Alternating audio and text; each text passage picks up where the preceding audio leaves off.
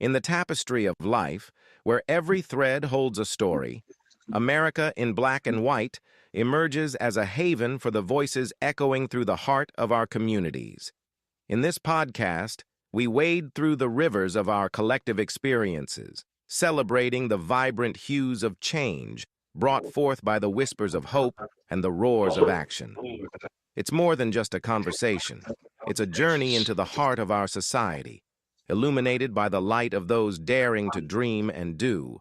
Join us, and let your voice be the melody that guides us toward a dawn where every color finds its place in the masterpiece of our shared destiny.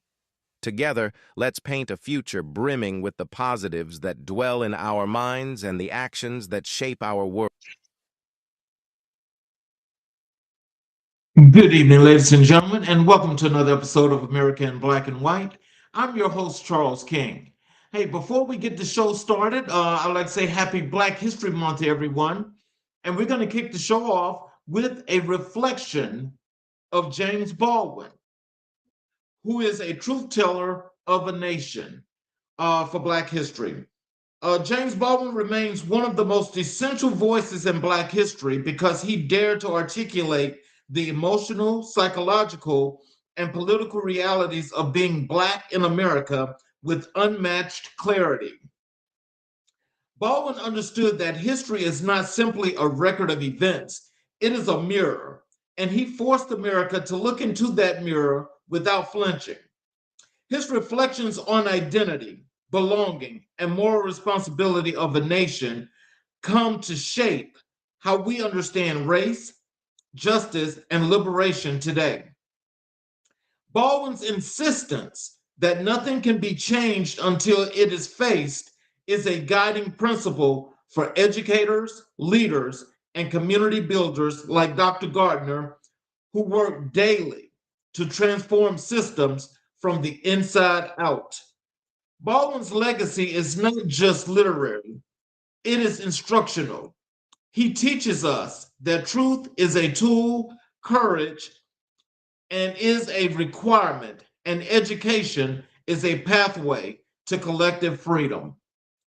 So, just so we now it's time for us to get into the show, and I'd like for you guys to know that again, good evening and welcome to another powerful episode of America in Black and White, where we confront the issues shaping our communities, celebrate the leaders moving us forward, and honor the legacy of those who paved the way. Tonight, we're shining a light on a leader whose work embodies purpose, resilience, and transformation. In a time when public education is under pressure, when equity is still a battle, and when our children need champions more than ever, there are individuals who rise to that moment. And Dr. Nicolas Gardner is one of them. From Topeka roots to district leadership, from physical education teacher to principal of a pre-K-8 signature music campus, from scholar to mentor to community advocate, Dr. Gardner represents what it means to lead with heart, vision, and accountability. And as we honor Black History Month, we also honor the lineage that shapes leaders like him, the thinkers like James Baldwin, the movements that birth our progress, and the personal influences like his father, who instilled the values that guide his life's work. Tonight, we're not just having a conversation, we're documenting a legacy. Let's get into it and let's welcome Dr. Nicolas Gardner to the show. Hello, sir. Thank you, Charles, for having me on your podcast today. And happy Black History Month. It's an honor to be on, but especially during this month of February. Well, I thank you so very kindly. And is there anything you'd like to say to the audience before we get into the show?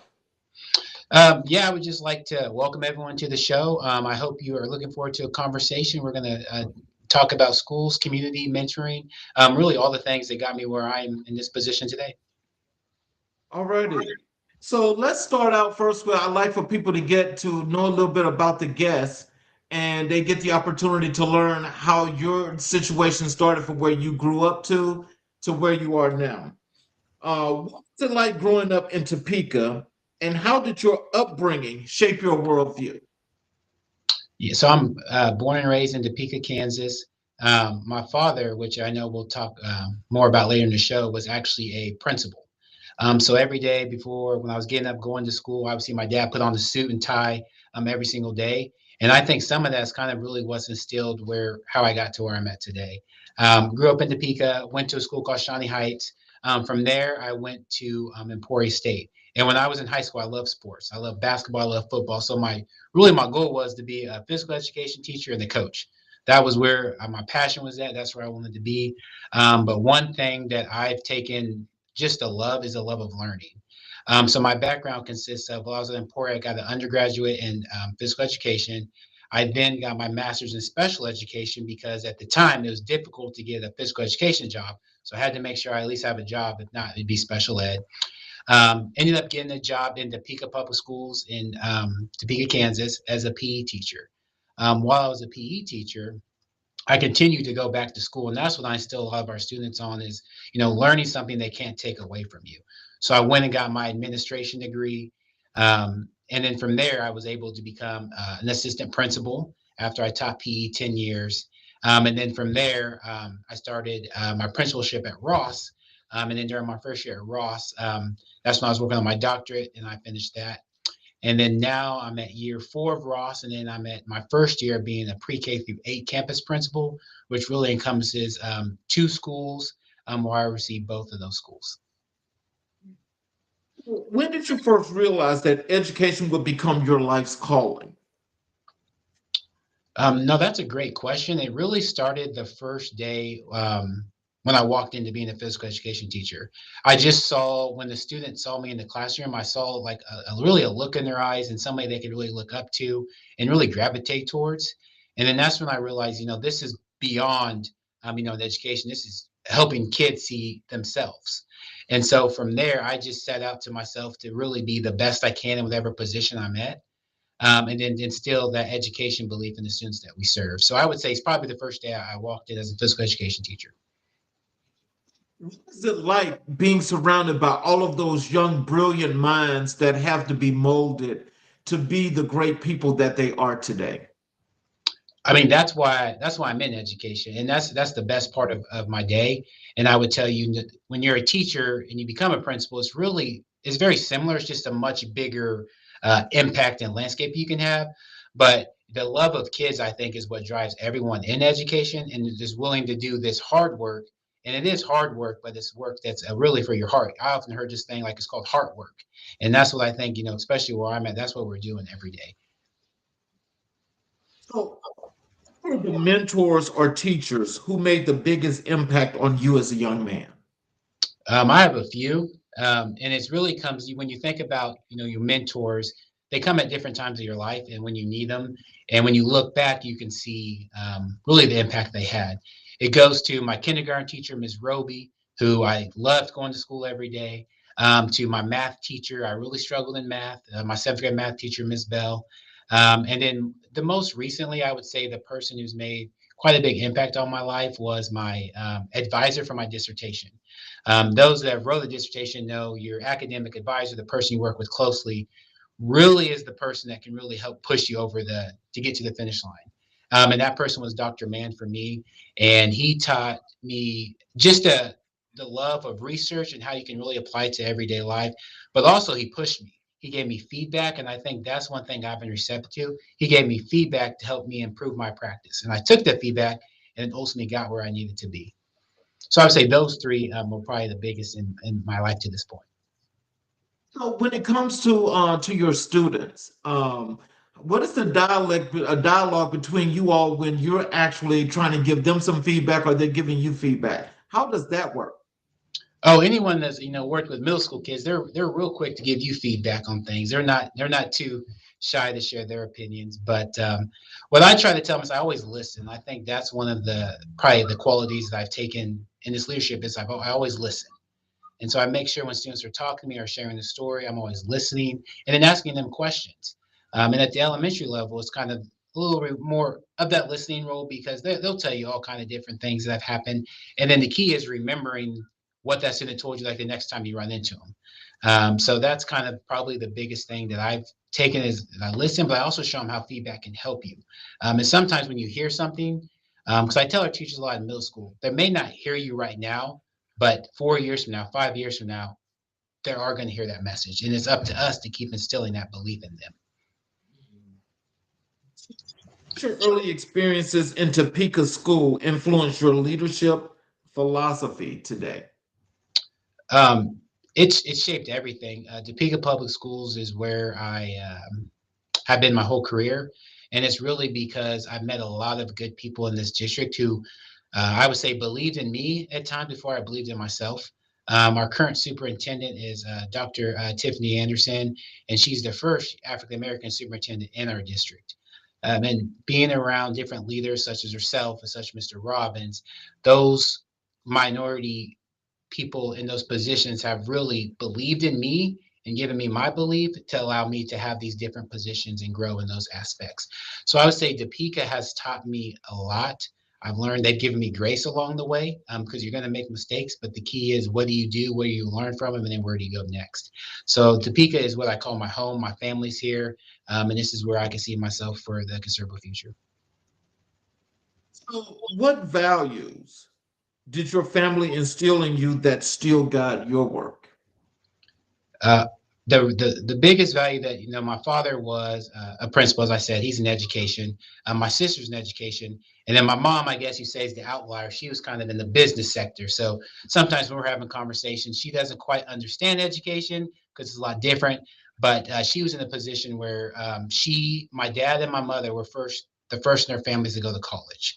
So they have started this trajectory, and all they wanted me to do was just do a little bit better than them. And I think that's probably something that I take to heart. And I'm sorry, I didn't catch the first part of your question. What values did your family instill in you that still guide your work? Yeah, the first one is education. They taught me when I only think I think they knew they were doing this. So when I was growing up, my parents would always take me to Emporia State. So Emporia State's a Division II college here in Kansas, and that's where my parents went to school.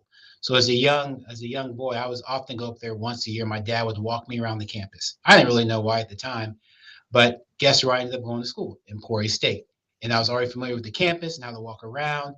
I knew the dorms. I can tell you everywhere on that campus. So I think they instilled this belief that sometimes I think some of our students don't think about college. And so that's one thing that I'm real big on is education. And then just the value of being the best you can be where you're at. So one of the lessons they taught me is whatever you do, Nick, that's what they call me, you be the best you can. So when I started a job, I worked at Dillon's, my first job in college, I had to move the items close on the shelf. I was a stalker, moved the items. They said, you make sure they're straight and they're perfect. And I've really carried those principles to anything I do is just be the best you can be.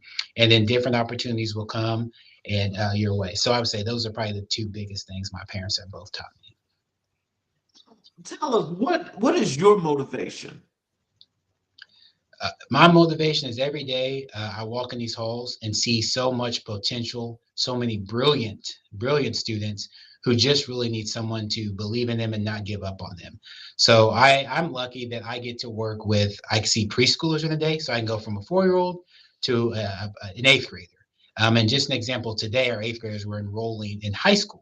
So we're having conversations about high school credit and how it's important that you start on a good setting. And so I think that's probably the motivating factor for me is our students first. And then the second part is seeing the wonderful educators. I know education now can be always not looked at in the most positive outlook, but every day I see teachers and staff giving everything they have to our students. And so that just motivates me even more to give everything I have and to be able to provide the support for our teachers and our staff. Mm. So let's transition over to your educational journey. What drew you to physical education as your entry point into teaching? So I wanted to pick something that I loved, and I wanted that was one thing. My father, you have to find something you're passionate about, and I love sports and I love being active, and so I thought the best route for me would be to become a physical education teacher. So I was an elementary PE teacher, and that's really where my heart was at. And then that allowed me to honestly start getting a little bit of coaching. And a lot of coaching principles are honestly the same kind of principles you take into a principalship. So I was able to start a coaching program at our elementary school. So we don't have a program for students to be involved in sports. So one thing I started at Quincy was an intramural program where we were able to have students participate in the sports in our Parks and Rec League. And that was really impactful because that was a lot of the times their students' first time actually playing any type of sport. So I would say my love for sports kind of grew and helped me find the love of how you get your community involved in the school, and then how you can really help your whole school transform with those aspects. So is it that, so are you saying that it was like, it was sports that, in the process of you getting into being a physical education teacher, but that is also what you use to connect with the community?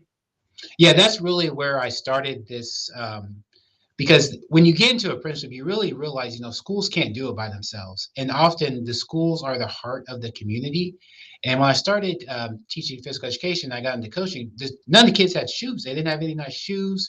They didn't have the money to be able to pay for to get into the league.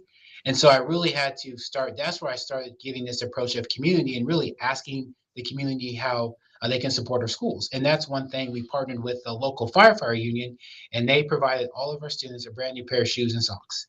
And that's kind of where it started from there. And then in that program, the best thing I think as a leader or any position you get in is when you leave, if the systems still remain, and that program still continues to this day by that support of the local firefighter union. So that's something I'm really proud of, and proud of the people who have come after me that have continued that partnership and avenue for our students. So, did your time as a PE teacher prepare you for school leadership? I think the first thing it taught me is I was able to work with a wide range of students. So as a physical education teacher, you see all the way, I saw K through 5.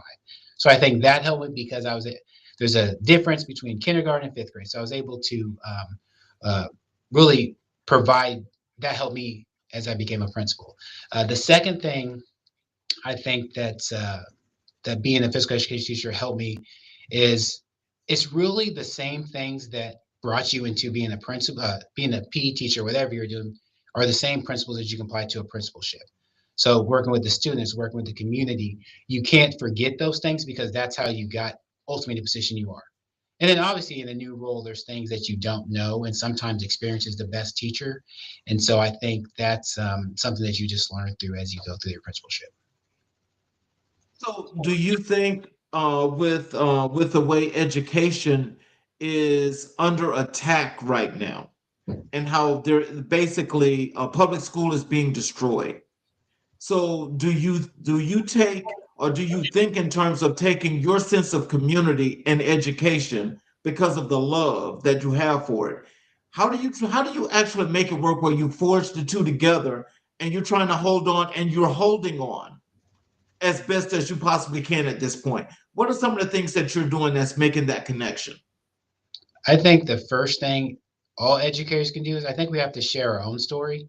I think a lot of times if you don't share your story, a narrative will be written about either your school or your community. You can walk in any school, I think you can walk in any school in America and you're going to see something great that day. And so I think it's up to us as building principals or administrators to highlight those and highlight those teachers and those students who are performing very well. Example, this weekend we had a student go to the Shawnee County Spelling Bee. A fourth grade student made it to the third round. And that's something we're very proud of. She was competing against eighth graders. And so I think that's the part as educators we can do is to make sure we share our own story. And I often challenge our community to, if you have a critique or if you have something we can do better, come spend time in our schools. And that's kind of where we started this initiative of Be Present Mentors. And when I say be present, it just means being where our kids are at. And so we have different tiers for mentorship, which I can talk about later. But I think that's another aspect is you invite the community into your school, because I think a lot of times they want to help, they just don't know necessarily what you need help with. So it's up to us principals and school administrators and district leaders to really help our community be able to help us. And then in turn, we help them be successful as well. Because if our schools do well, everybody does well. And so I think everyone have an understanding that we're all on the same team and then working through that together. Wow. So I'm not sure about how the actual Kansas system run because when I hear people in different cities and states and school systems, like I'll just use the one here. I'm in Georgia. And here in Georgia, it's kind of like um it's a little bit different to where, it's like how they classify the schools and like how the schools primarily it's like they're fending for for resources, or for funding, where all the funding is being diverted to one particular part of this area. Are you guys facing anything like that in Topeka? So Topeka is a little unique. So the city of Topeka itself has one district, so that's Topeka Public Schools, and it's considered an urban school district. And then surrounding Topeka, we have some suburban, smaller districts for outside of Topeka. And so with our funding is always, I think, a topic for education. But I think when you look at funding, you really gotta what I do is I look at how we're using the resources that we currently have to the best of their ability, whether it's staff, whether it's funds we're getting for students, and then what can we use that to get the biggest return on investment. And I think we have some community partners in the Topeka Public Schools we're fortunate to have. So we have a company here called Advisors Excel, and they strategically have put a lot of dollars into what are the East Topeka schools, which in Topeka, those are the schools who are Title One, have some more challenges. So I think they're strategic in those aspects. And it's up to us as building principals to be able to explain, you've given us these dollars, but what's the return on your investment? And to me, the return on your investment, our overall arching theme is student achievement. We want our students to be performing at state grade level or above. And so that's our goal. But there's many different ways that we have to get there, because our schools just sometimes just have different challenges where we might need to have a food bank in our school, a clothing bank in our school to provide those resources not only to our students but our families as well. What motivated you to pursue dual master degrees? That's a great question. No one's ever asked me that question. So it really, I love to learn, and I think what I was told as I was going through the process is, your degrees are something nobody can ever take away from you, and I really, really took that to heart. Is that it is something I'm proud of, because I went to school straight through, and so I think that also helped. Is I started in college, and I was done 10 years later. So I did both my master's and my doctorate all back to back, and I really the the best part of having a doctor degree now is when you hear, our young our young black boys, say Dr. Gardner, just that feeling of proud. And sometimes somebody will call me Mr. Gardner, and they'll quick to correct and say, no, that's Dr. Gardner. And so that's probably the best part of this degree, is just seeing how the students look at you and they say, are you a real doctor? And just being able to have that conversation with them and say, yes, I went to school. This is what you have to do. And then you can do it too. And so I think that's the best part. But no, I got the degrees just as something that nobody can take away from me, and to really show our students that anything is possible.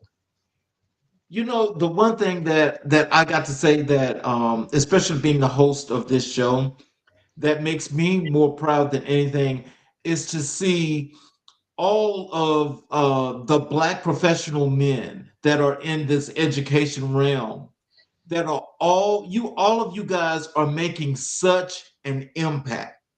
And it's a shame that a lot of people don't get the opportunity, to see, people such as yourself, especially as a principal of two schools. But how does that work? Now, my thing is that I know, from one of the guests that was on here was just saying that, the number is so small when it comes to black male educators.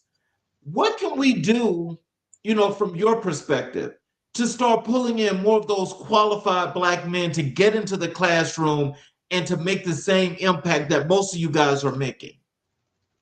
I think one, you're doing it, Charles, highlighting. And so thank you again, highlighting those people who are in the field that are doing the work. So I think that's step one. And then step two, I think, is community. I think as Black leaders, sometimes you can feel on the island, you can feel alone in this work. And I've been fortunate that I have great mentors who are minorities that I can talk to, have conversations with, because they understand some things just not everybody else is going to understand.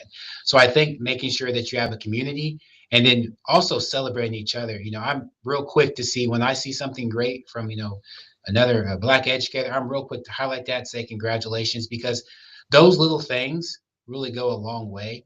Even if you don't know the person, but just congratulating them, that just means a lot. And so I think those are some things that I'm currently doing. And I think if we all work together to do that, we'll see, more people in our field.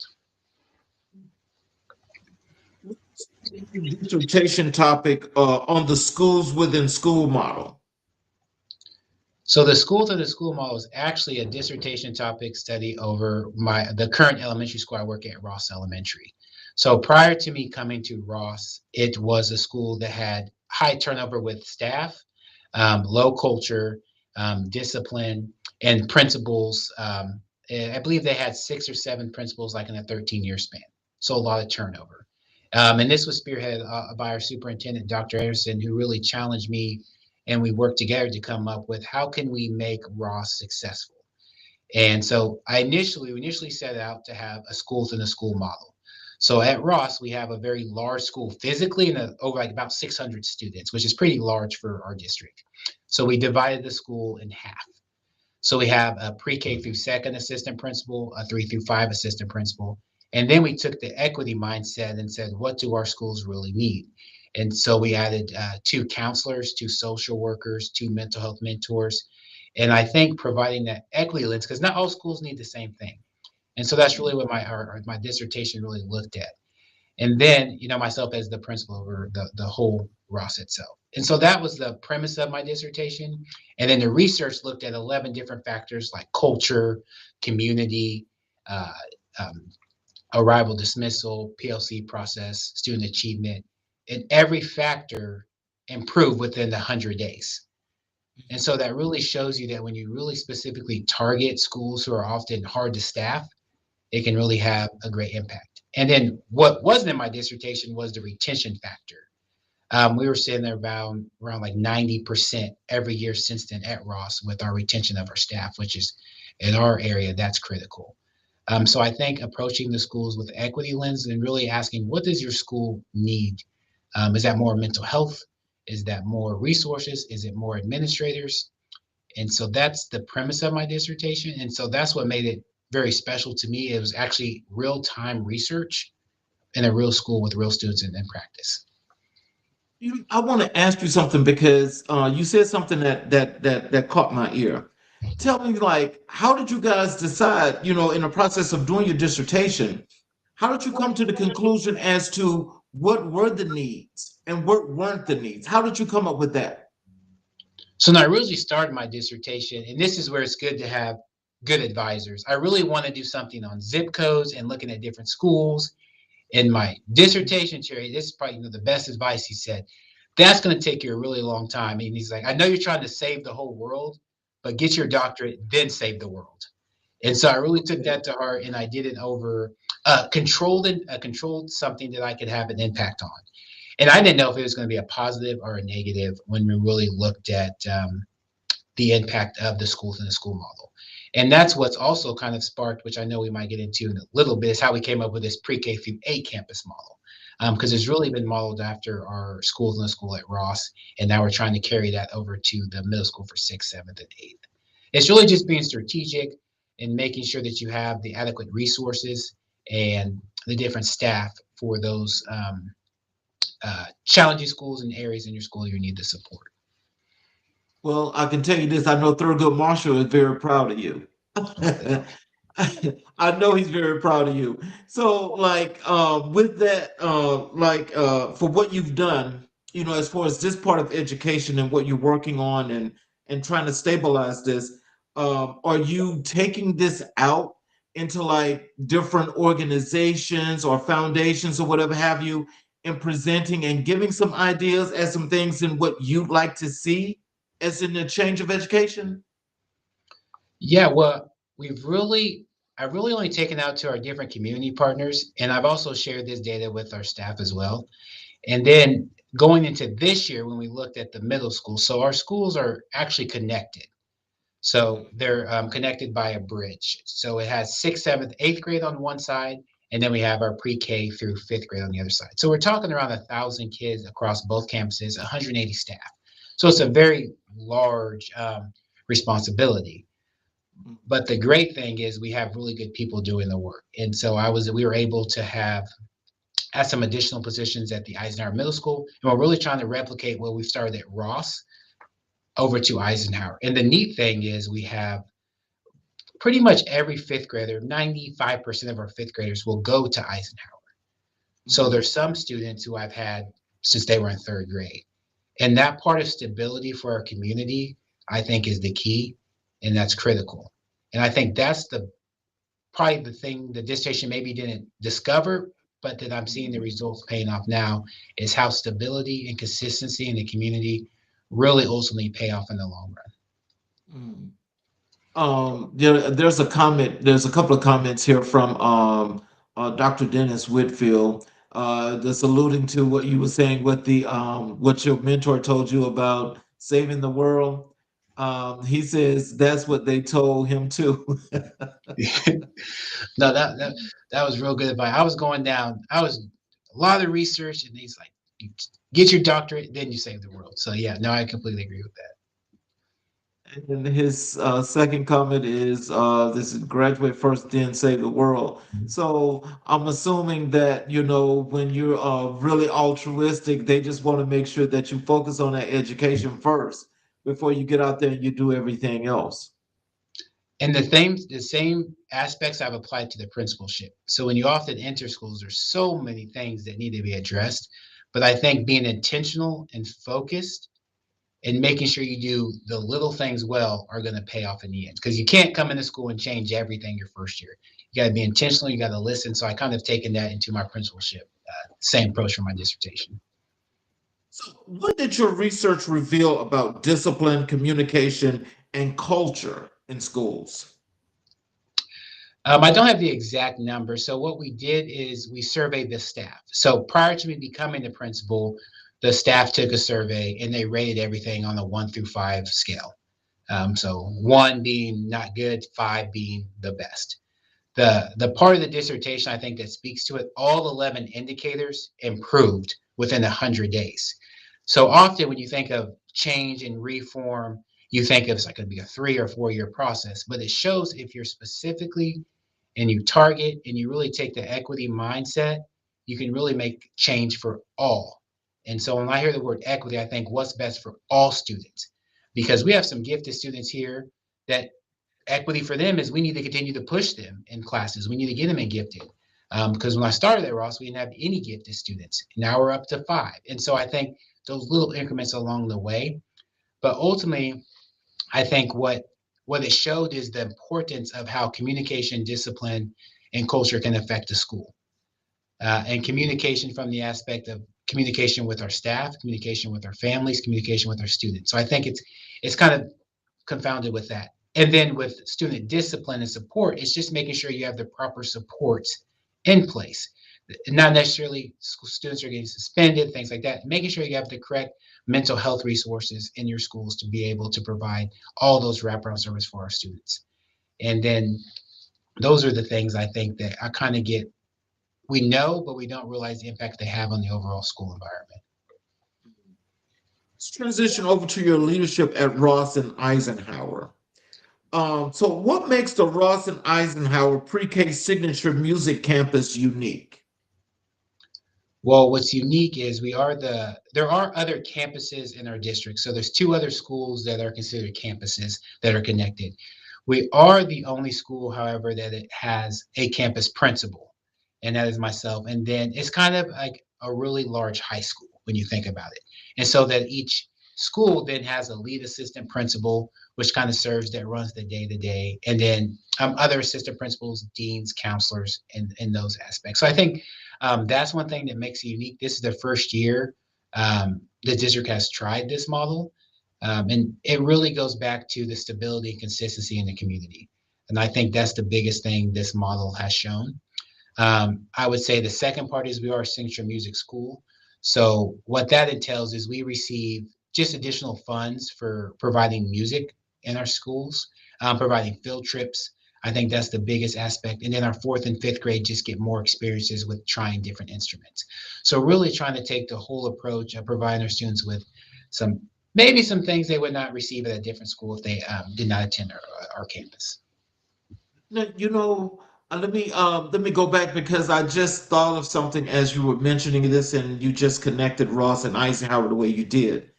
When you think about the student ratio to your instructors or your teachers, and you mentioned also that you had some gifted kids as well at your school. For the staff that you have and the way the schools are connected and situated, does that allow you the opportunity to help your kids further advance than most schools? Because it sounds like you guys have got a foundation that's more than just teaching your kids, what it is from an educational perspective, but you guys are doing life learning. Yeah, and I'll go back to the gifted students because I think this is an important thing to mention is these students didn't just appear when, I became principal. These students were in our schools before that. They just didn't have the advocacy of teachers and staff saying, I think this student's gifted and should be tested. Because a lot of times it takes a family member or a parent that says to get that gifted process started. And so I think we all at our schools have gifted students who sometimes are just maybe not having the ability to be tested for gifted. And then when you look at the academic achievement, Charles, that's probably one of the most exciting things about this is that the possibilities are endless. So this is just year one. But when you think about the fifth, so our fifth graders, that's the last year of elementary, and then sixth grade is the first year of middle school. So we think about that fifth to sixth transition, that can be very challenging for some students. But how often can you have sixth grade teachers talk to fifth grade teachers?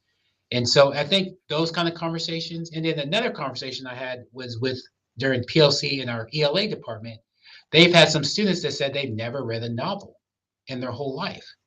And I'm like, well, we can definitely fix that. So I went to our third grade team and said, can we start reading novels and books? And so those kind of conversations, I think, along the way can get lost when you go to a whole new school, new principal, new administration, that when it is consistent and we stabilize it, the growth of our students, I think, is going to be the outcome that we're going to see in the long run.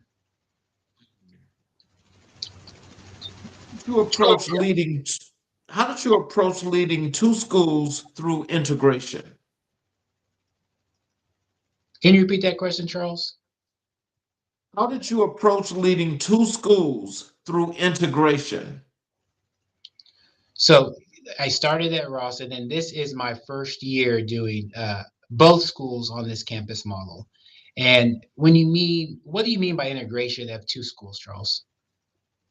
I mean, like through integration, I'm gonna say as in, bringing the kids that are in the 1 through 5 with the kids that are in 6 through 8, that integration. So our schools right now, they operate, so it's two separate schools. So we have our elementary side and our middle school side. They do not interact with each other because they're two separate schools, but we do have different opportunities for, I would say the biggest thing we do is mentoring. So we do have 2 periods a day where our middle school kids actually will come over and mentor, run small groups with some of our elementary students. And the impact that has is one, those students are also receiving a grade for that class, peer mentoring. And they're also really the younger students look up to them. So when I think of integration, those are some of the things that you can do when you are a campus.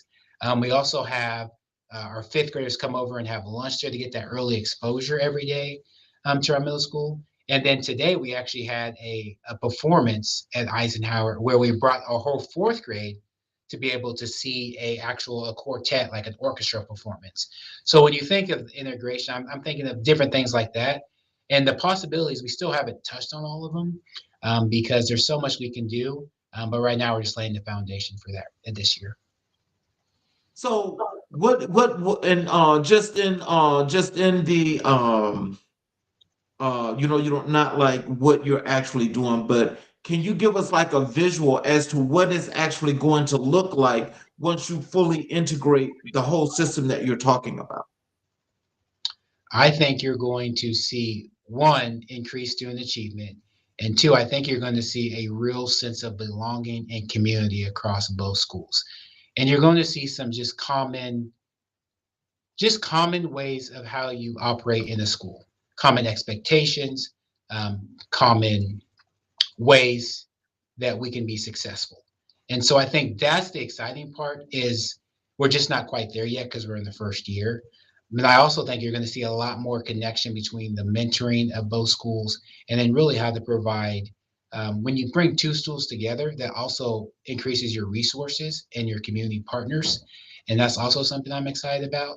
And I think you're going to see also an increase in really everything from, academics to our athletics, and then ultimately our staff just feeling just a large sense of community and just different people they can rely on, different people they can talk to.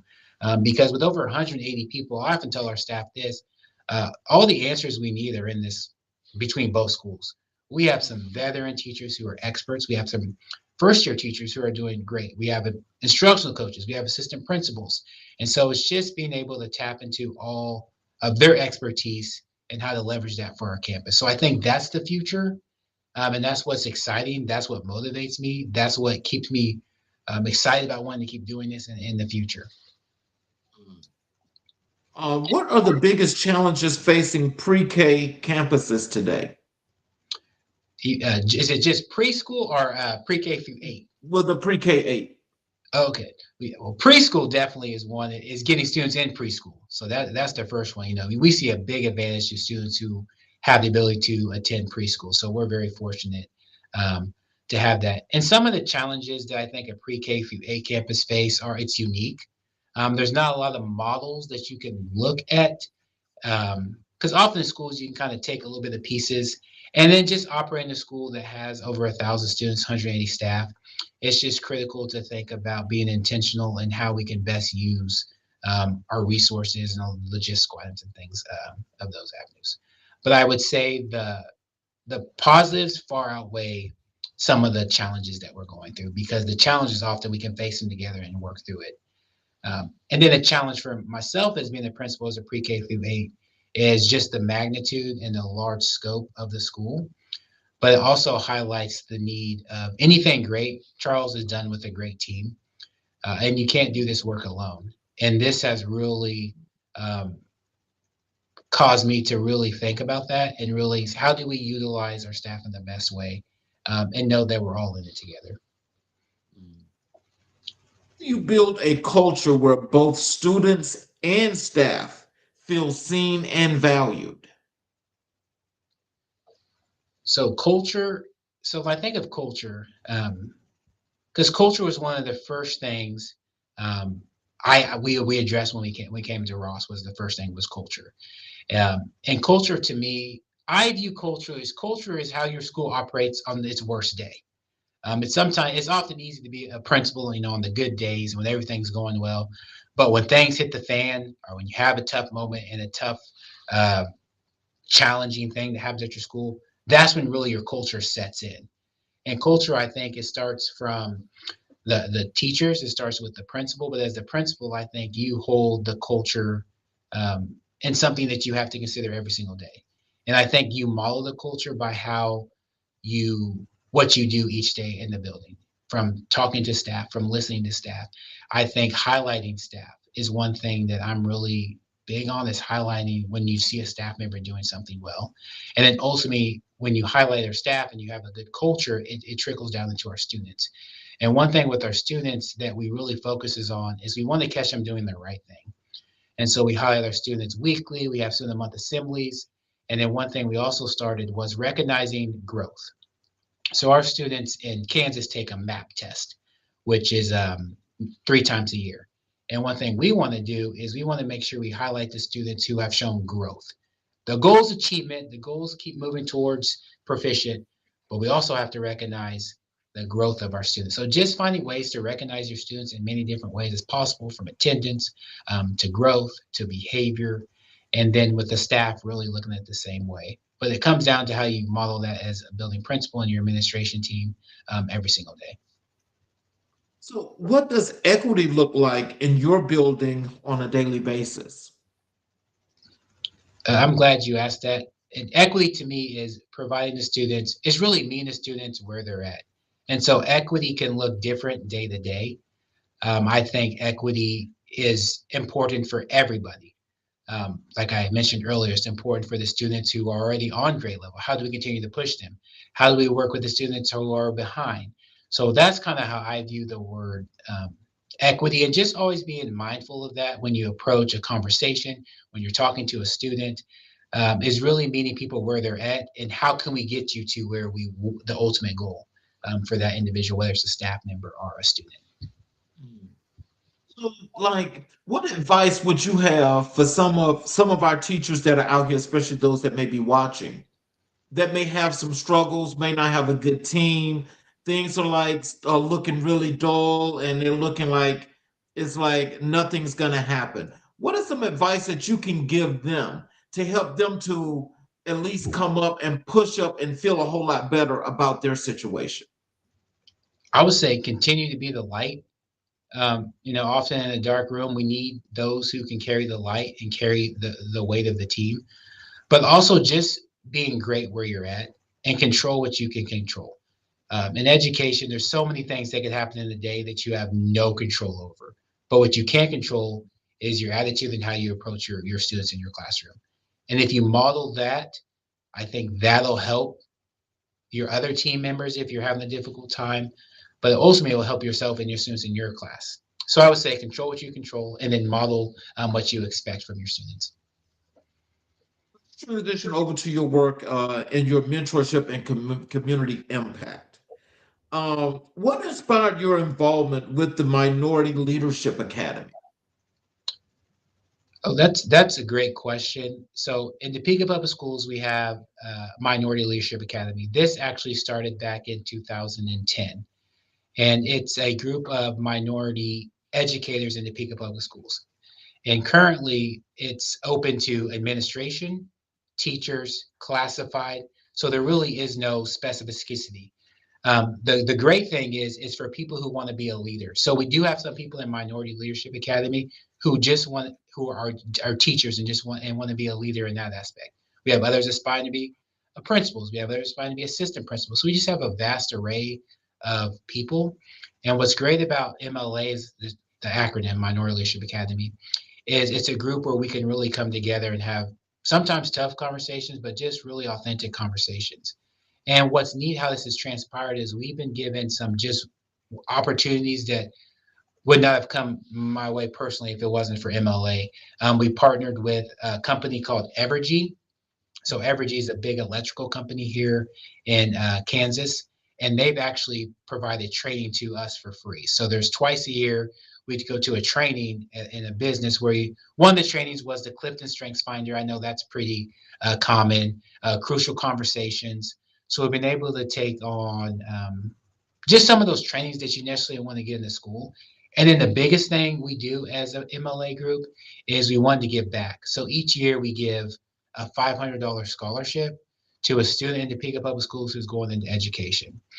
And so when you think about, minority leadership, you think about our own growth, but also how we're giving back to those students who want to pursue education. So it kind of goes back to your original question is how do you get those students in the door, talking to them, get them an education, and then providing them a scholarship and resources to help sustain that throughout their time in college. Well, another comment here in the chat here. That's why I put my glasses on so I can make sure I can read this. This is from James Abdullah. He says teachers in the U.S. are chronically undervalued, and it shows. We ask them to shape minds, manage trauma, adapt to constant policy shifts, and rise to the next generation. Then pay them like it's a hobby. If we truly believe education is the foundation, of society, compensation, respect, and support should reflect that. You can't build a strong future while treating your builders as expendable. Oh wow. So I think that that's actually saying a lot. That's basically talking about how teachers are being paid. And I think he hit on a lot of key factors of things as building principals and administrators and those who support education is to really put a value in our educators. Because without educators, I mean, we wouldn't be here where I'm at today. And I think sometimes sharing those stories and having a recognition that everyone is where they're at because of an educator. I think we all have an educator or a teacher who has made a positive impact in our life. And that's something that I think we continue to advocate for our teachers, because they don't get in this work um, for money. But I think that's something that moving forward, that I know our district is always working to make sure we're one of the top paying districts in the state of Kansas. But also adding just some different things to really support teachers along the way. One thing we added this year, they call them personal development days or mental health days. So we have around 4 to 6 of those built in our calendar. And then really, how do you highlight those teachers and really continue to support them through this challenging work? Because we need teachers, we need the great people in the trenches, because they're the ones doing the work. And then I'm the lucky one that gets to sit and watch the great things happen. But it's my job to make sure I'm supporting and providing them with the resources they need to be successful. So great comment. Um, how does mentorship strengthen the pipeline for future Black educators? Mentorship to me is one of the biggest, it's probably my, if not the biggest passion I have in education, because I've seen it play out. One thing that I'm learning about mentorship is I'm learning there's different mentorships. So one group we just started working with last year was it's kind of non-traditional, is the East Topeka seniors. So we have a senior citizenship place, senior place where they live, probably like 5 minutes from our school. And they connected with me and said, "Hey, can we partner and have lunch buddies with a class?" And I thought, that's a great idea. So once a month, they come over and they have lunch with our third grade students. And just some of the conversations they have with our students, especially when it comes to Black history, because a lot of them, they were alive during some of the things they're learning about in class. So I saw a whole different approach to mentorship through that lens. But then also your traditional mentors where they come in and they work with a group of students. So we just have a lot of different aspects. And one thing I'm big on is just making sure it's consistent, because being a mentor, it is a lot of time. But the impact you can have if you build it over time is truly impactful. So we do have some that come work with students. So those are our Be Present mentors, and they'll come spend about every couple of weeks, sometimes in class, sometimes they'll pull them out of class. And the best part to being a campus is some of those fifth grade mentors I've been able to pair up again at Eisenhower. And then at Eisenhower, we started a group called Achievement Inspired Minds, which is a group for our eighth grade young men. And so mentoring to me is you can start it wherever you're at, with just a group, with one person. But ultimately, that's going to make an impact. And that's what's really going to help our students be successful. What do you believe young educators need most right now? I think what young educators need most, well, that's a great question. I would say a um, belief and support, and making sure that they have the tools and resources they need to be successful. And so it's just making sure that they have the different avenues, whether that's professional development. I think as a new teacher, often you see classroom management could be a challenge, and just making sure we come in with this support lens and really how can we best support what that current teacher is needing. But then also build their own capacity and self-efficacy with providing professional development in the instructional aspects or any other area that they might just need extra assistance in. But I think with young teachers, it's important that you really take the time to support them. And one thing I started doing with our new staff, not just new teachers, but any new staff to our campus, is meeting with them in a one-on-one. twice a year. And it could be, and I just have, two or three questions. What's going well? What do you need help with? And often you can find some underlying themes that can really help, but also it provides them an opportunity to come speak to you. Because as a new teacher, they're often ones that probably aren't going to necessarily come up and talk to the principal or ask for help, but they're really saying, how can I help you? Is something that I've learned from those conversations. How do you support teachers who are struggling or feeling overwhelmed? I think the first is listening. And so when I do come across or I do feel a teacher is being overwhelmed, I come in with a listening lens. But also it's knowing the pulse of your own staff in your building. I think you'll know certain times of the year how to, there are going to just be some challenging moments, but how do you be proactive in those moments? And then asking the teachers often, what do you need from me? Or what can I do to help you be successful? And really having this lens of we're in this together and kind of being a partner with through some of the, challenging waters. So those are kind of the things I would say for a teacher that's kind of going through a challenging or overwhelming time. And then using your staff of expertise. There's somebody in your building who's an expert who's a better teacher who's been through that could provide a mentor. And so if your district doesn't already have a program, I would definitely recommend pairing up, new teachers or teachers who just need a mentor, another a colleague in your building. What role does community partnership play in student success? I think community partnership plays a vital role in student success because community partners can provide so many resources and opportunities for students that schools sometimes can't do it, simply by themselves. And I think it really helps bridge the gap with families. We've had multiple events where we've given away, example, beds. We've gone to back to school giveaways.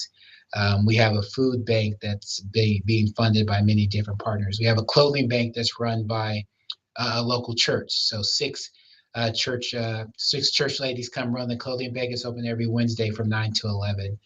And I think when you have all those different resources in your school, it really helps open your school doors. And sometimes parents who maybe not have had the best, I guess, impression of a school come into school and they just feel welcome and they feel heard.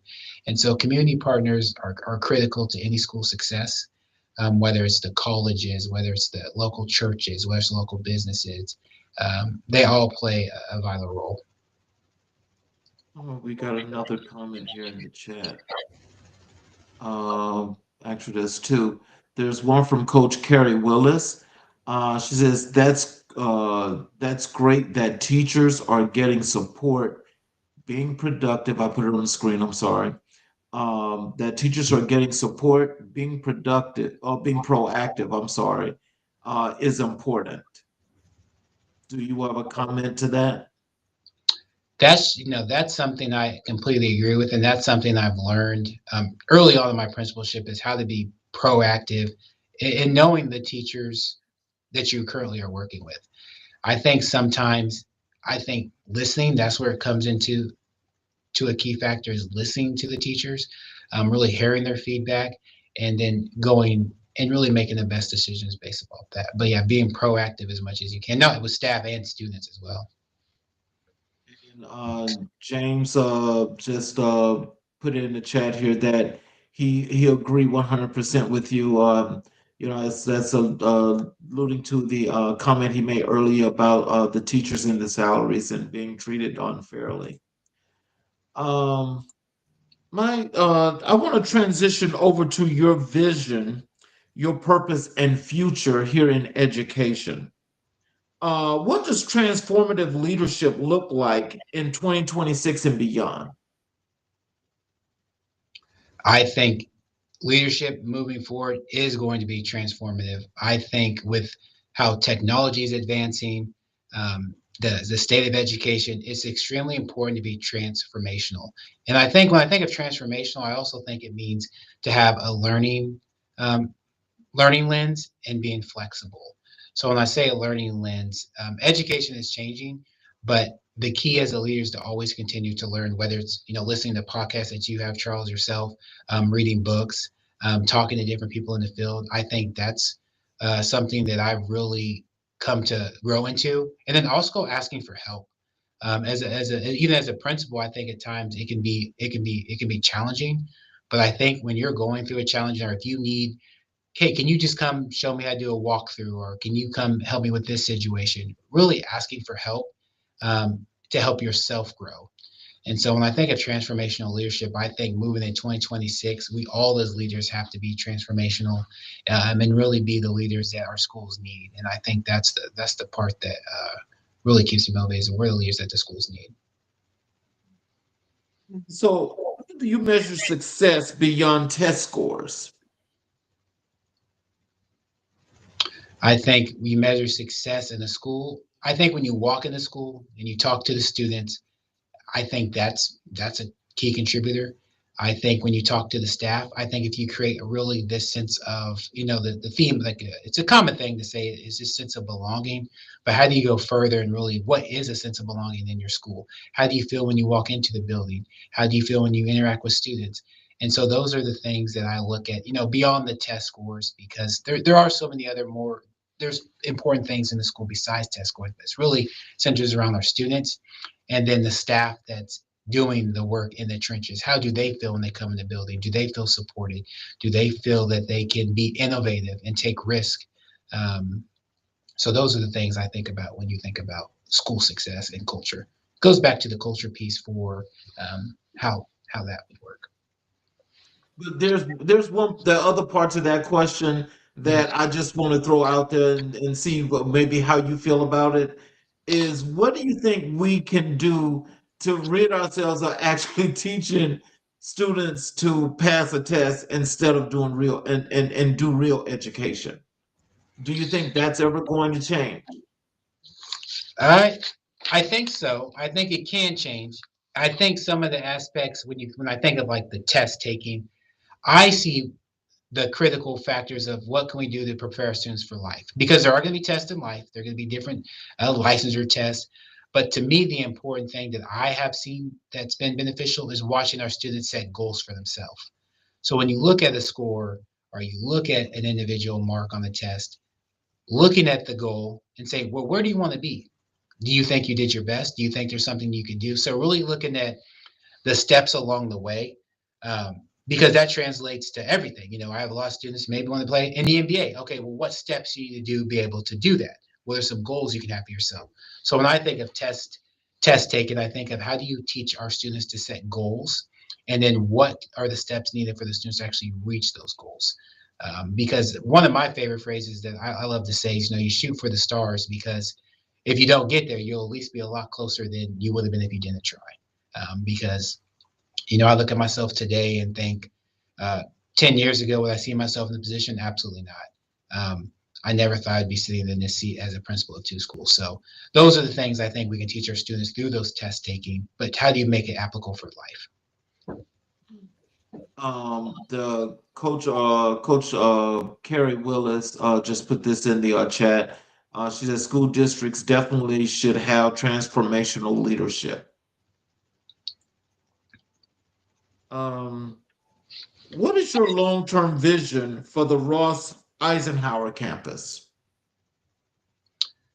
The long-term vision is really, it starts with the foundation we're building now, is just the continued improvement of our schools every single day, every moment of the day.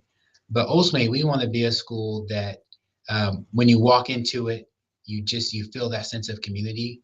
I want to have students who really enjoy coming to school, that have a passion, have a staff there who feels supported, who feels heard, who feels that they can make an impact. Because I think that's one of the key factors I think to keep teachers motivated, is having that impact on our students. So long range, that's kind of the plan, but it starts with what you do every single day. So some of those goals that we're working towards is how you start today and how we're going to move forward tomorrow. So that's kind of the long range plan for our schools. What innovations do you hope to bring to your school community? I think the first innovation we already are with our campus model, but really when I think of innovation, I think of not being afraid to try different things, and not only with our teachers, but in your school. And if it doesn't work, evaluating it, figuring out, well, what worked, what can we move on from that, what tweaks can we make. So I think when I think of innovation, it's not being afraid to sometimes think outside of the box. I think a lot of times we can get stuck into how it always has been, or this isn't going to work, but really providing that innovative lens.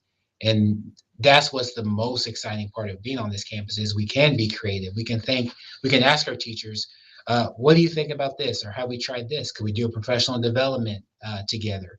And those are just things I think that keep education in a good place, but also allows our teachers to use their expertise when it comes to being innovative. So tell us this, because I mean, your plate is so full, it runneth over. What keeps you grounded during challenging seasons?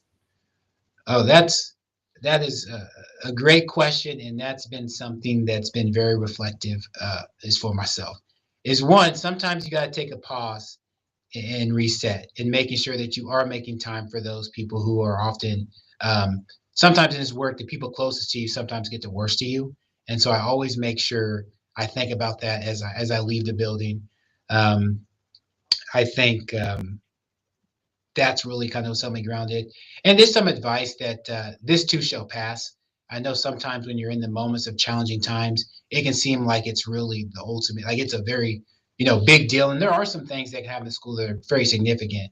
But I think the key is remembering as the principal and the leader, it's your job to see the vision the whole year.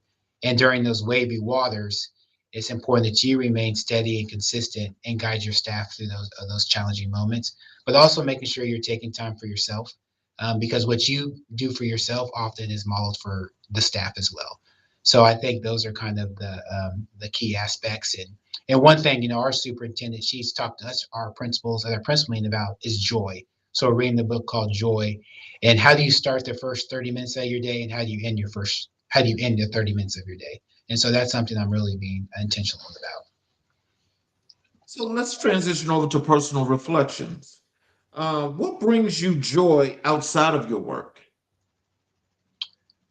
What brings me joy outside of my work is that I love to learn, and so that's one thing you'll find me doing is either reading or listening to podcasts, and that really has helped me grow, but also has provided time where I can reflect and think about just what's happening in my current role and how I continue to grow in that.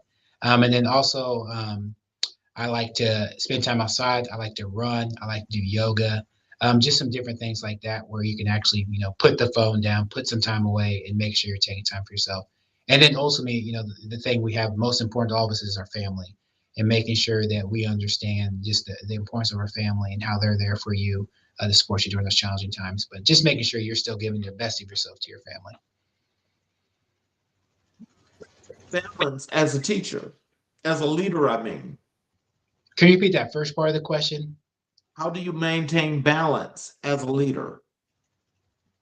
So balance to me is ebbs and flows. I think as a leader, you have to know yourself, and you have to know um, when you do start to feel maybe that sense of overwhelming or challenges, to really look back and think about what are some things to get you back into a good space.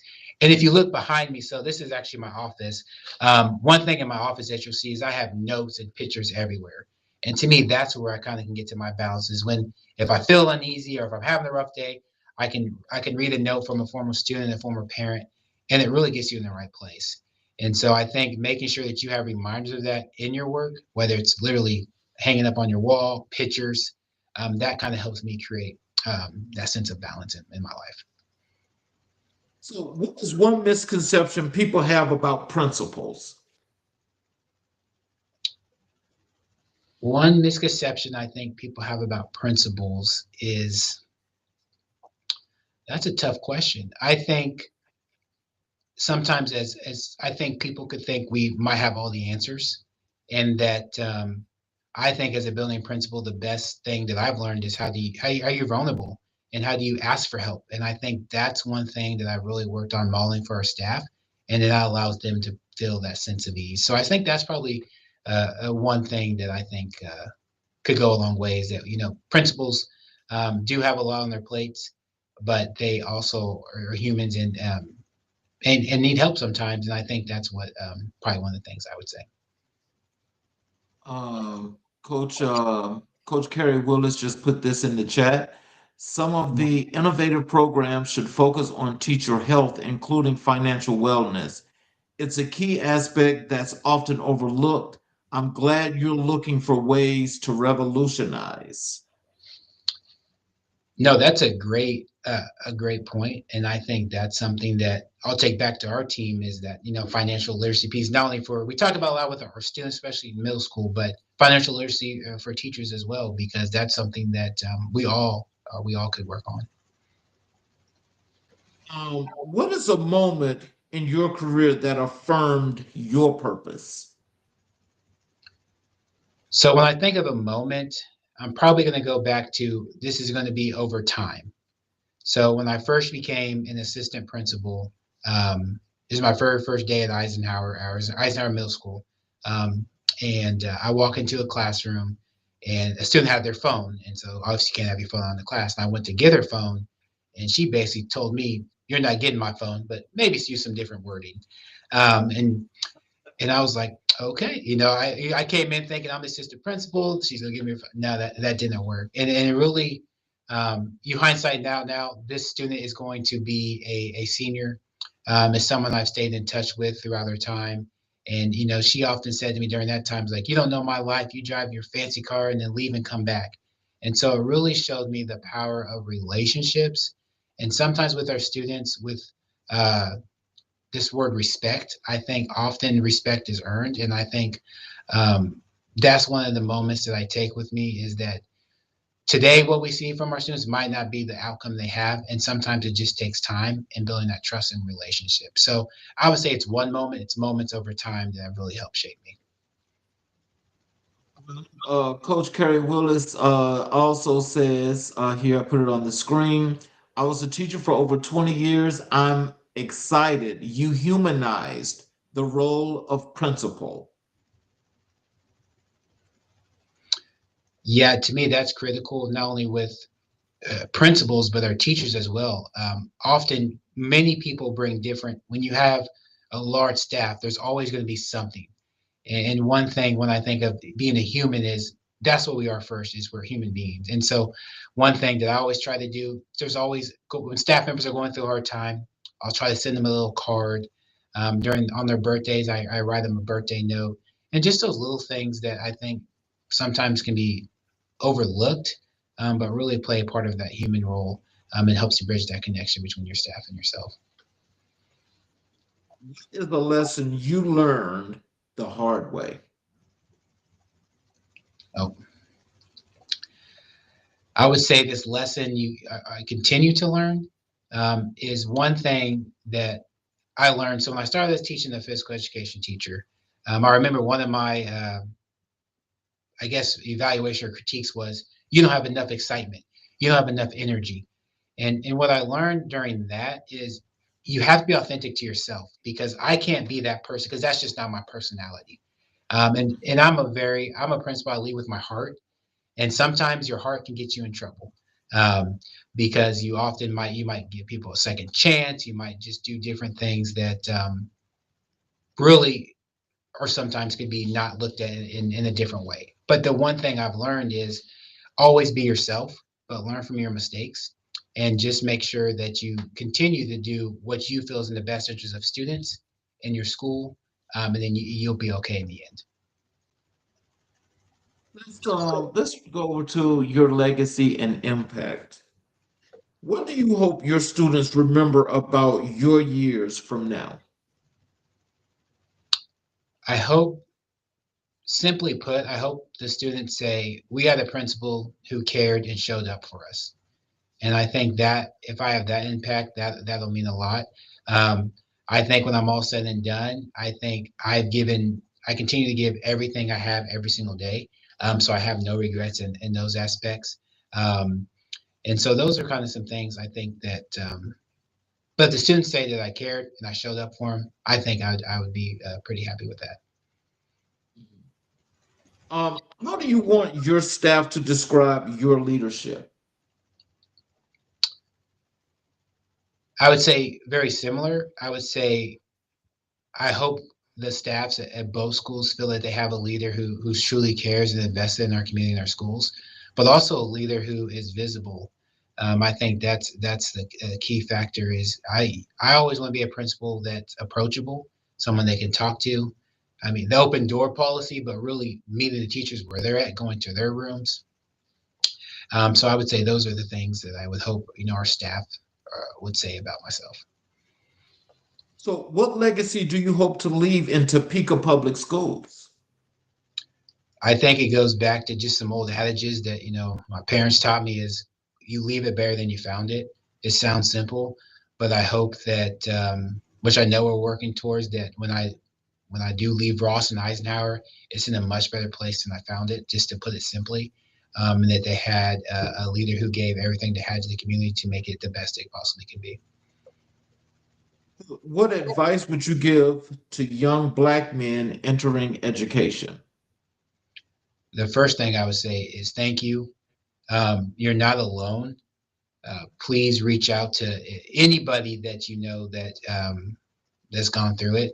I would say the best piece of advice I could tell you is to get a mentor, and someone that can help guide you, someone you can have conversations with, because there's some things, and I'm sure Charles, you can relate to this, that experience just teaches you that you can't learn without experience. But mentors can at least help make the road not so bumpy. You're still going to hit your head and fall down, but they'll it at least makes it a little easier to navigate. So I would say, get a mentor, get a community group, and then reach out if you need anything. And what does leadership mean to you at this stage of your journey? Leadership to me at this stage in my journey is being a leader is not necessary. It's not about a title. It's not about a position. I see leaders every day in schools in America. I see students who are leaders. I see teachers who are leaders. And so when I think of leadership, I think it's really just a shared responsibility. There are just certain positions that I think we're fortunate to be in these positions. But to remember that when you are a leader, that does come with a responsibility to act and know better, to do the best you can in the service of our students. So, when we spoke earlier, we spoke about We Do Black History 365. And I asked you who was the most influential person in your life and career. And you told me it was your father. Can you tell us? You've shared that your father is the most influential person in your life. What make his leadership so powerful?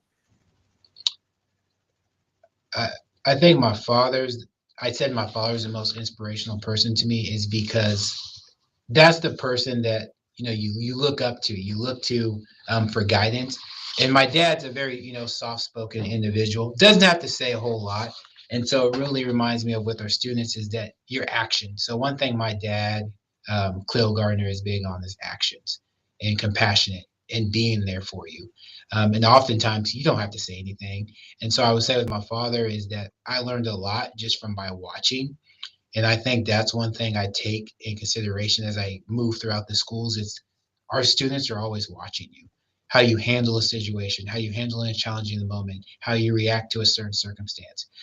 Because that's what I did as a young boy, and that's what helped me get to where I'm at. And so my dad left a legacy for myself. My dad was often a principal, an African American principal at a time when there weren't a lot of principals. He went to different districts. He went to a district where he was one of the first, African American principals. So, he paved a legacy for me and gave me an opportunity to really provide me an advantage that I take to heart every single day. Is that he helped me get where I'm at. And then my goal is I just want to not only make him proud. He already says he's proud of me, but to provide a legacy for those who can come after me to make it in these positions. So, what lessons from your father do you carry into your work as a principal? I mentioned some of them. I would say just being, your authentic self, um, the ability to just be a lifelong learner. I think it's a lesson my dad taught me, and just be the best you can in whatever position you're at. And so I would say my advice for anybody out there, whether you're in the classroom, whether you're a paraprofessional, whether you're a custodian, is be the best and have that expectation for yourself, have the expectation for your school, is that our goal is to be the best we can. And then you'd be surprised about the great things that will come your way. I have another question for you here that's in the chat. Coach Carey says, being a principal of two schools must be challenging. It's great that you found ways to have balance. Does your school have yoga or meditation classes for staff? We do not. We have partnered, not this year, but 2 years ago, we did partner with a yoga studio, and they came twice during the school year and provided yoga to our staff. But no, that's another reminder that I should reach out to them. I think providing those avenues for staff um, is a great way to not only build community, but build those self practices or self care routines within the school by offering a yoga class after school, a meditation class after school. And I do know some of our teachers do those yoga and meditation with our students. I know during some break because I have seen that in the classrooms. How did he model strength, discipline, and compassion in ways that shaped your identity? Talk about your father. I would, with strength, I would say just being courageous, and strength doesn't necessarily always have to look strong, like figuratively, but strength can just be coming to work every day, um, being the consistent leader that your school needs.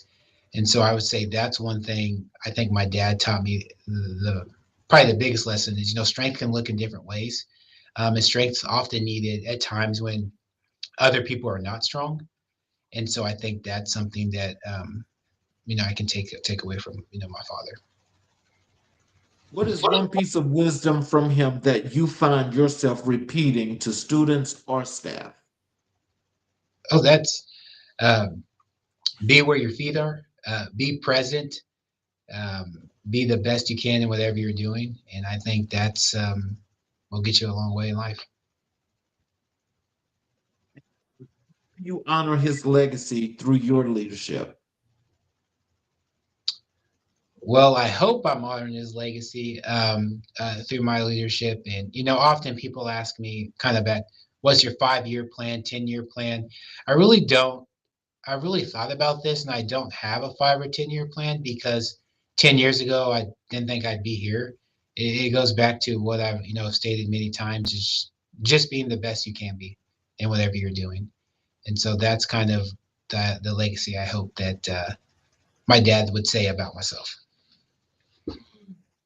So let me ask you a few questions here about Black history and legacy.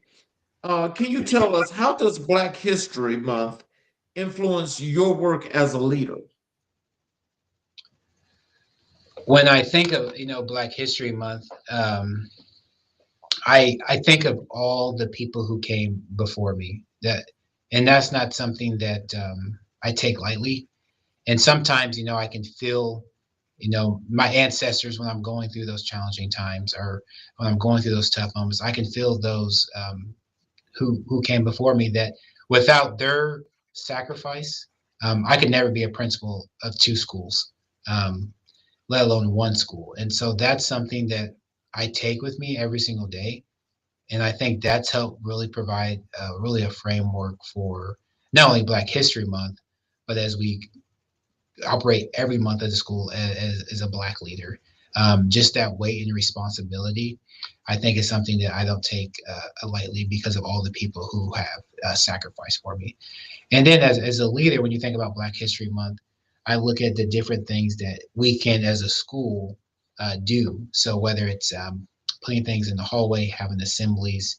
One thing we had is different guest speakers. We brought in as many African American and minority speakers just to come talk about careers and talk about how they talk their story. Because it just takes one story to relate to a student.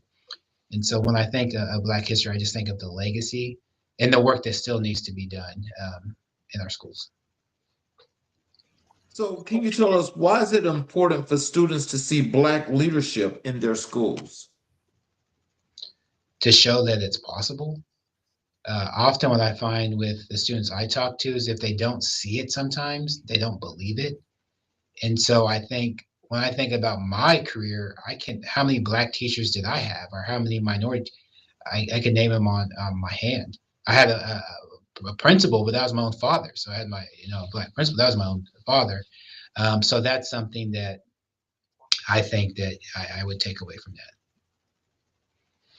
Um, Coach Carrie put this in the chat, and she wants you to know that she offers free financial wellness workshops for school employees.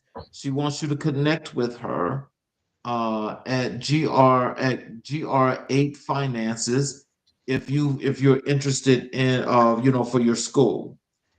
And she also says that that's such a flex, being a principal of two schools, such a big deal. Congratulations. that. No, thank you for that. And that's been the most encouraging part. So when I first took on two schools, uh, I think it created a little probably worrisome in some people's eyes, just with the responsibility. But there are so many people, and that's why when I go to work every day, there's so many people that say, Dr. Gardner, I'm praying for you. You need anything? I was at the post office yesterday, mailing something, and an older, black gentleman comes up to me and says, "I'm so proud of you. Keep doing what you're doing." And when I hear that, that just really helps me realize that I am in the right work, and there's so many people supporting me that I don't even know, and so that's what motivates me. So thank you for acknowledging that, saying that. How do you incorporate culturally responsive practices into your campus? I think it's recognition of all different cultures, and that's the best part. I think that's the best part of our schools is diversity. We're basically a third. So a third Hispanic, a third African American, and a third Caucasian across both campuses.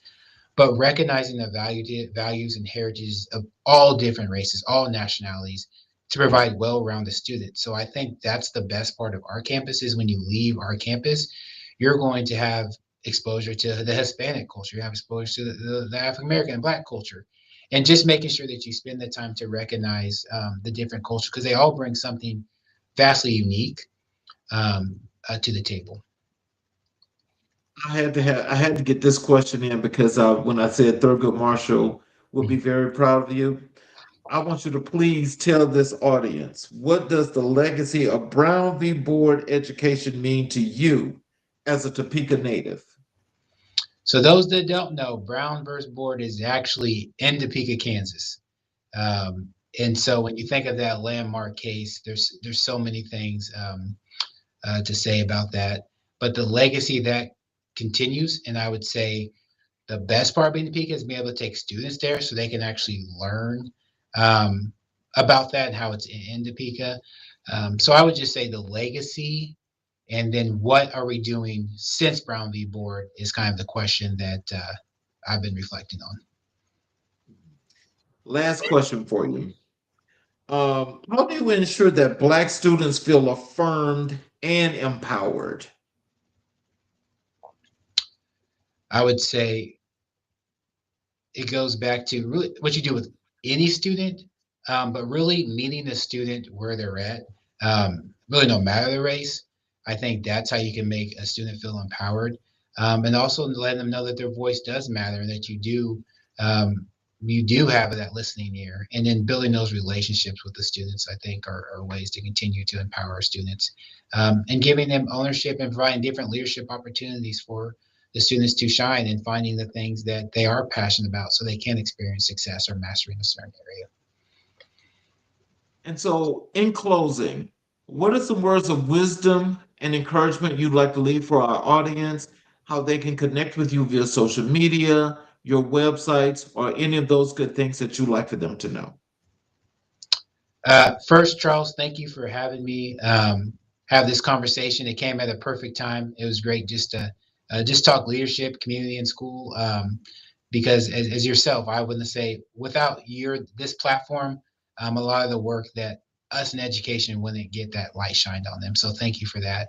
I would say anybody that's interested in connecting, I am on LinkedIn, but also feel free to look up our schools, Ross Elementary and Eisenhower Middle School. Send us an email, call us, and then anybody out there who is just need someone to talk to, have different conversations with necessarily in education, feel free to always reach out.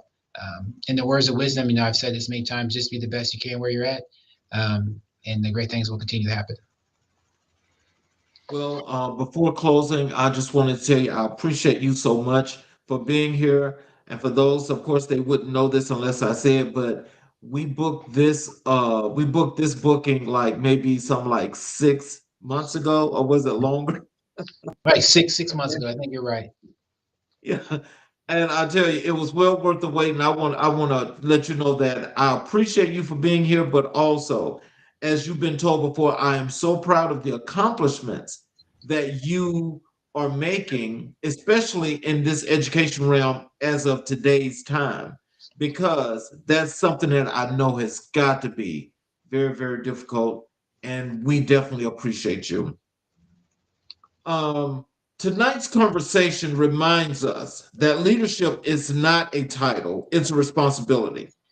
Dr. Nicholas Gardner stands as a testament to what happens when purpose meets preparation, when community meets commitment, and when a leader chooses to serve with integrity and heart. In the spirit of James Baldwin, he faces the truth of our educational landscape and chooses to build something better.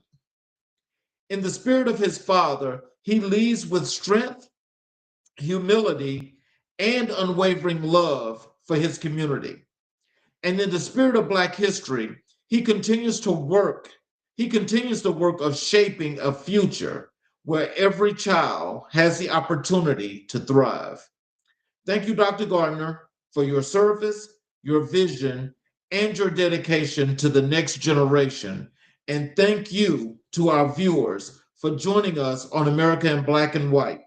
So until the next time, stay informed, stay inspired, and stay committed to the work. Thank you again, Dr. Gardner. You all have a great evening. We will be back tomorrow for another great show. And hopefully, you guys will be joining us because it's definitely worth coming.